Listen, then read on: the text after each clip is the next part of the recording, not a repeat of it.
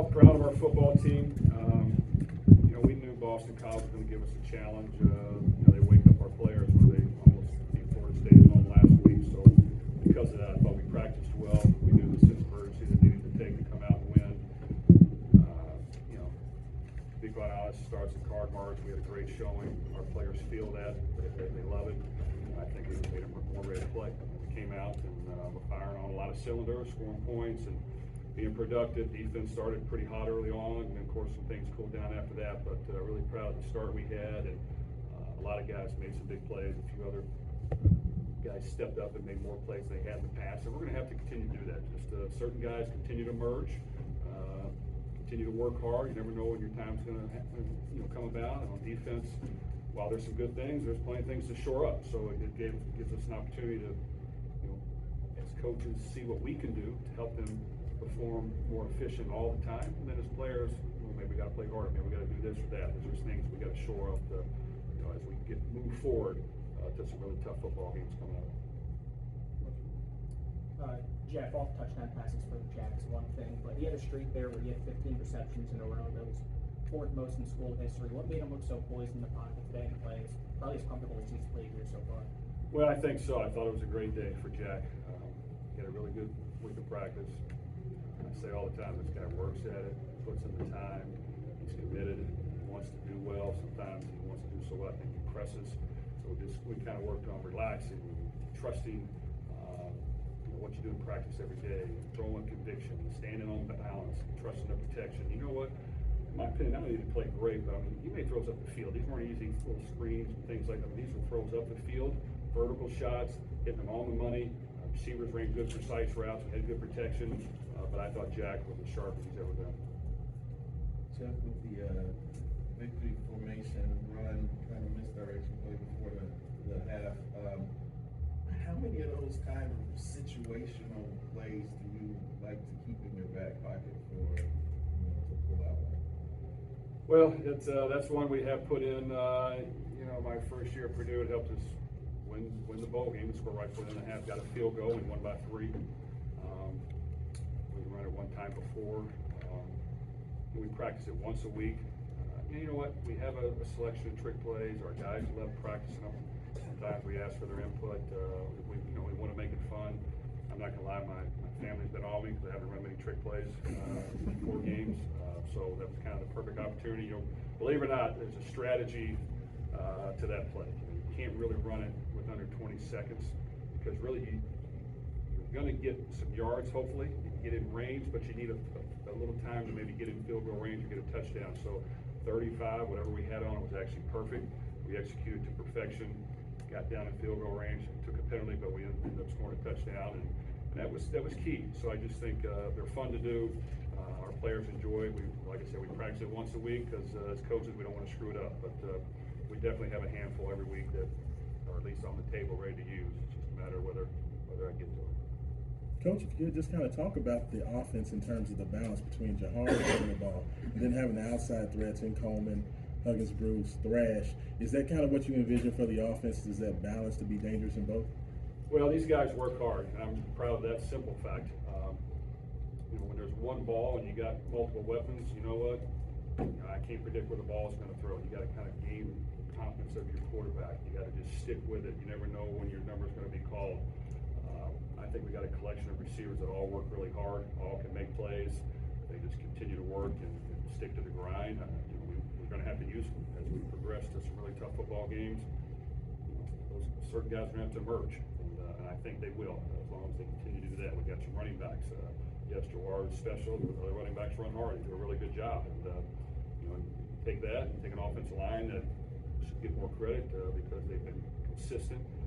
They give protection. They open up holes. I just think it's a great team effort. These guys work hard together. There are no egos.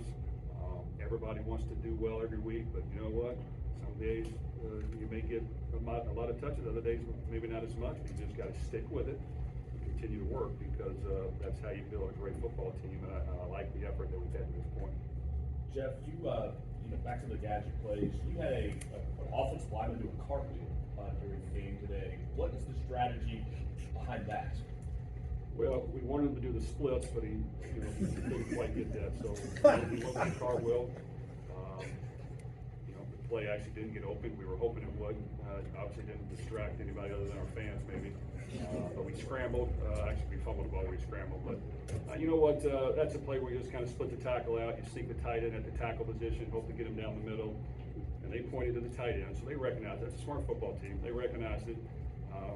With the tackle, each week we change up, what acrobatic jump or splits or sprint he's going to do. I didn't know which one was coming, so I'm looking forward to seeing it on film. You mentioned trying to work with Jack on getting him relaxed. Was there anything special you did? And all the time you coached, was that as sharp as you've seen? I don't think he missed on a big throw.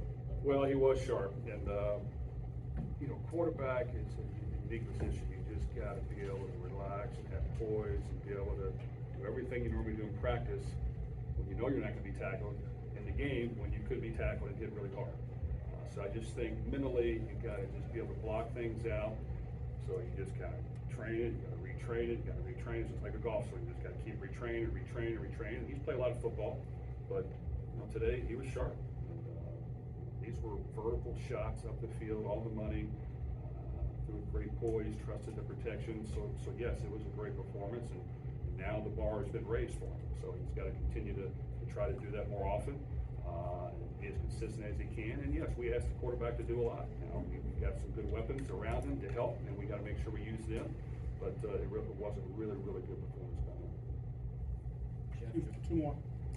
Jamari breaks free for a big play. It feels like every game you've coached a lot of productive receivers in your career. Can you remind you of anybody specifically? I think Ryan mentioned Charlie Jones, David Bell, or anybody come to mind? Well, we've had a lot of good ones, just as a coach, and I played a lot of good ones. So I just think he's consistent. I don't think he's missed one practice or rep since he's been here.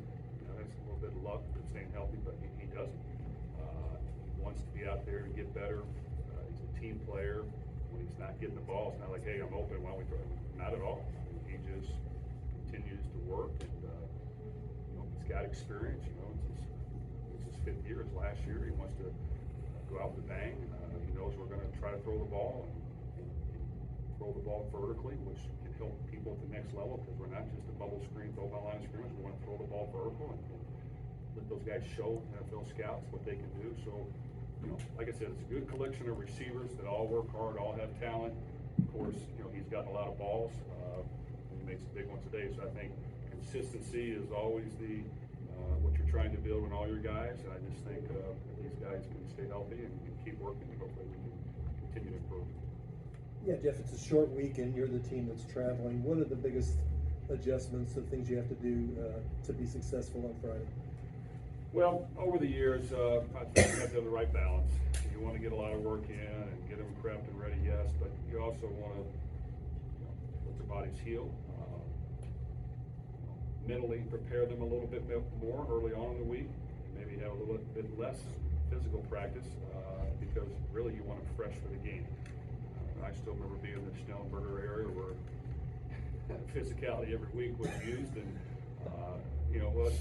occasionally would pull back, but you know what, I just think these guys work year-round now. We didn't used to do that when I played. They put in a lot of time and effort. You can mentally prepare them and get their body right, and then get enough work in, but I just want them to be fresh come Friday night and understand that we're going to have to play our best game in order to win on the road in NC State. Last one. Jeff, you mentioned earlier this week that you guys had yet to achieve a football game where you guys played consistent football for all 60 minutes. While the defense today was hit or miss at times, do you feel like you guys achieved today in playing a complete football game? Well, it's hard to play a complete one. I thought the first half we did some really good things. Really good things. So that was great to see. Second half, you have the lead, and you're trying to work the clock. Defense is up and down a little bit. It wasn't as smooth as I would like, so I wouldn't call it a perfect game. But you know what? When you play conference games, you got to find a way to win. If we can start like that in every game, I'll take that for sure. It's just about continuing to fix a few of the things that pop up every time we play. How can we not let those repeat again? How can we help the players be put in the best position to succeed? Because I think it's on everybody. I mean, it's on me, it's on our assistant coaches. I talk about it a lot, like, no, we got to do things better. We got to help them. Their job's hard enough. We have to help them. So we have to figure these things out as well, and not just say that we got to make the tackle. No, okay, we might have to. What am I going to tell them? What's he looking at? I mean, we got to just continue to evaluate and analyze. But I think our coaches work hard. They give great effort. Our players do the same thing. So we just got to continue to work through it. This is football, and we just try to every game score more points than the other team. Thanks, Coach.